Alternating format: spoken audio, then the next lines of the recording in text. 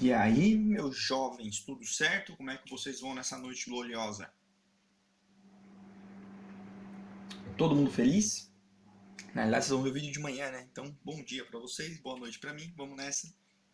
Uma revisão rápida de dilatação térmica. A gente já viu isso, vamos discutir novamente. Vamos lá então. Dilatação térmica, vamos falar dos sólidos, tá? Depois eu vou até disponibilizar o material dos líquidos, mas é basicamente a mesma coisa. Só tem que lembrar da dilatação anômala da água. Belezura? Vamos lá então. Todos os corpos, quando aquecidos, apresentam dilatação térmica, recorrente ao aumento da vibração de suas partículas. Temperatura é o grau de agitação das partículas, então quanto mais as partículas vibram, elas vão acabar dilatando, né? Então a gente tem esses efeitos aí interessantes.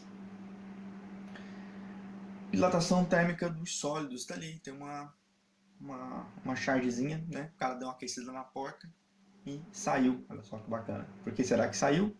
Não perca os próximos episódios. O engenheiro não esperava o verão tão intenso, ali, uma palhaçadinha, um trilho torto e tal. Mais uma coisa que tem a ver com dilatação. Porque há essa distância entre as placas para evitar rachaduras provocadas pela dilatação térmica.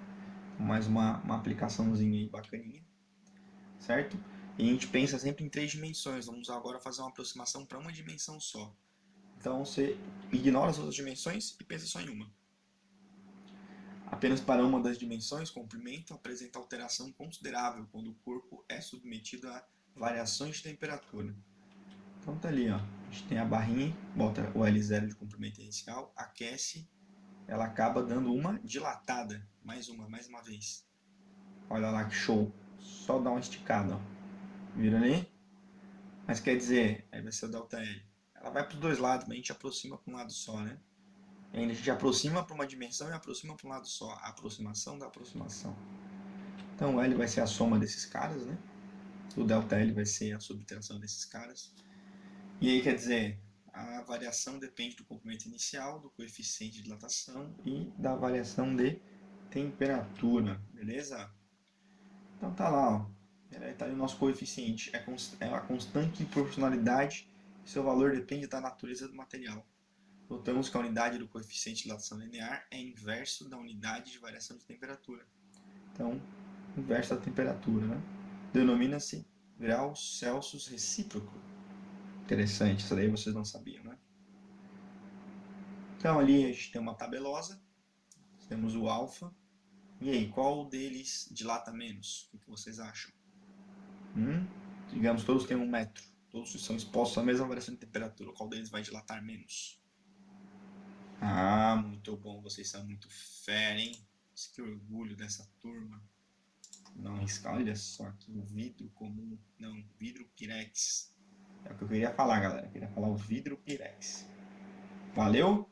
E qual que dilata mais aí? Vamos ver. Puta, o chumboso aqui, ó. Chumboso dilata pra caramba. Coisa linda, né? Então fechou, tá lá. Dilatação superficial. A gente vai agora para 2 dimensões, para uma área. Se a temperatura de um sólido varia, consequentemente a área de sua superfície também varia. Dá uma aquecida e o bicho vai dar aquela dilatada. Olha só, dilatou lindamente. Então esse daí é o nosso azão. O ΔA vai ser a variação desse cara.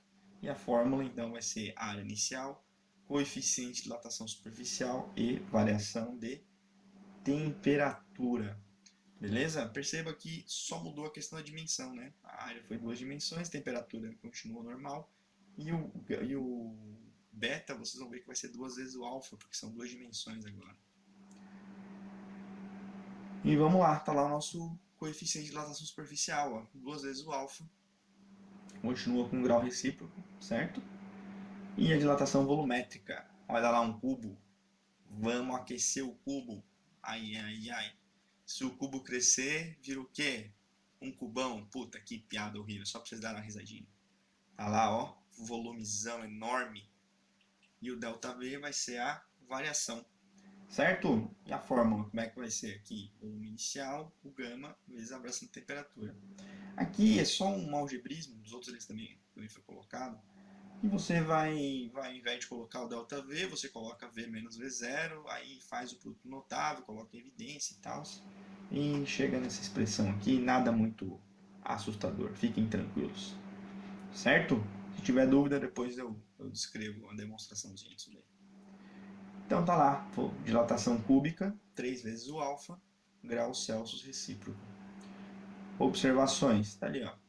Tendo em vista que o coeficiente de dilatação superficial beta é o dobro do coeficiente de dilatação linear alfa, e que o coeficiente de dilatação volumétrica gama é o triplo do coeficiente de dilatação volumétrica linear alfa, então a gama vezes 3 vezes o alfa. Podemos relacionar os três coeficientes do seguinte modo. Tá ali nossa relação. Certo, gente? Há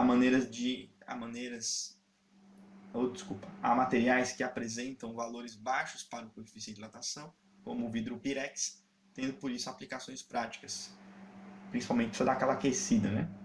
Cujo coeficiente de dilatação é bem menor que o vidro comum, faz com que esse material suporte grandes variações de temperatura sem sofrer rachaduras ou trincamentos.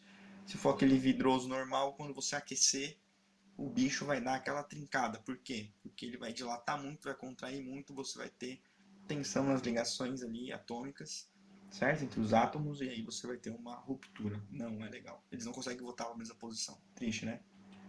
Bem, existem ainda materiais com coeficiente de dilatação negativo, como a borracha vulcanizada. Tais materiais se contraem quando a temperatura aumenta. Puta, isso daí é legal, hein? Você esquenta e o bicho dá uma contraída. Isso aí vai ter relação com as ligações químicas. Aqui está a minha referência. Pessoal, muitíssimo obrigado pela atenção e tenham todos uma excelente semana, noite, quarentena, enfim.